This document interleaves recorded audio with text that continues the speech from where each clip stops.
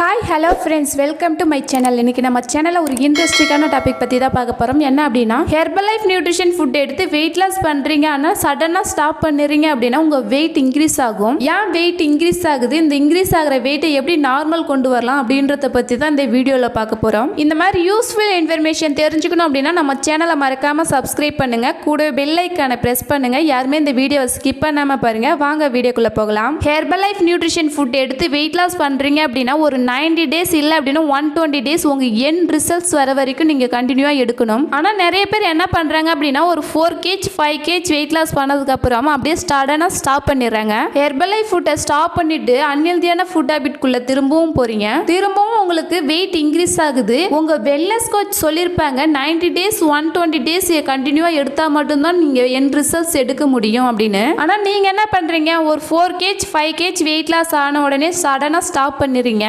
சடனாக ஸ்டாப் பண்ணிட்டு நீங்க அன்ஹெல்தியான ஃபுட் ஹேபிட்குள்ள திரும்பவும் போனீங்க அப்படின்னா உங்களுக்கு வெயிட் இன்க்ரீஸ் ஆகும். ஆனா நீங்க என்ன சொல்றீங்க அப்படின்னா ஹெர்பலைஃப் ஃபுட் எடுத்து வெயிட் லாஸ் பண்ணா ஆனா திரும்பவும் இன்க்ரீஸ் ஆகுது அப்படின்னு சொல்றீங்க. ஃபர்ஸ்ட் நீங்க திங்க் பண்ணுங்க, உங்க வெயிட் ஏன் இன்க்ரீஸ் ஆச்சு? அன்ஹெல்தியான ஃபுட் ஹேபிட்னால தான் உங்க வெயிட் இன்க்ரீஸ் ஆச்சு. அதனால தான் ஹெர்பலைஃப் ஃபுட் எடுத்து வெயிட் லாஸ் பண்றீங்க. சடனா ஸ்டாப் பண்ணிட்டு அன்ஹெல்தியான ஃபுட் ஹேபிட்குள்ள திரும்பவும் போனீங்க அப்படின்னா உங்க வெயிட் இன்க்ரீஸ் தான் ஆகும். இப்போ சொல்லுங்க, இது உங்களுடைய மிஸ்டேக்கா இல்ல ஹெர்பலைஃப் நியூட்ரிஷன் ஃபுட் மேல மிஸ்டேக்கா அப்படின்னு நீங்களே திங்க் பண்ணுங்க. உங்க வெல்னஸ் கோச் சொல்ற மாதிரி 90 டேஸ் 120 டேஸ் உங்க எண்ட் ரிசல்ட்ஸ் வர வரைக்கும் இந்த ஃபுட்டை எடுங்க. இந்த ஃபுட்டை எடுத்து எண்ட் ரிசல்ட்ஸ் வந்ததுக்கு அப்புறம் இந்த ஃபுட்டை ஸ்டாப் பண்ணுங்க. அந்த மாதிரி இல்லாம நீங்க இடையிலே ஸ்டாப் பண்ணீங்க அப்படின்னா உங்களுக்கு வெயிட் இன்க்ரீஸ் ஆகும். உங்க மணியும் வேஸ்ட், உங்க எனர்ஜியும் வேஸ்ட் ஆகும். உங்க மைண்ட்ல நல்லா ஃபிக்ஸ் பண்ணுங்க, ஹெர்பலைஃப் நியூட்ரிஷன் ஃபுட்டை எண்ட் ரிசல்ட்ஸ் வர வரைக்கும் எடுத்தா மட்டும்தான் வெயிட் இன்க்ரீஸ் ஆகாது. இன்னும் சில பேர் என்ன பண்றாங்க அப்படின்னா ஹெர்பலைஃப் நியூட்ரிஷன் ஃபுட்டை அமேசான், பிளிப்கார்ட் இந்த மாதிரி இ-காம் வெப்சைட்ல பர்ச்சேஸ் பண்றீங்க.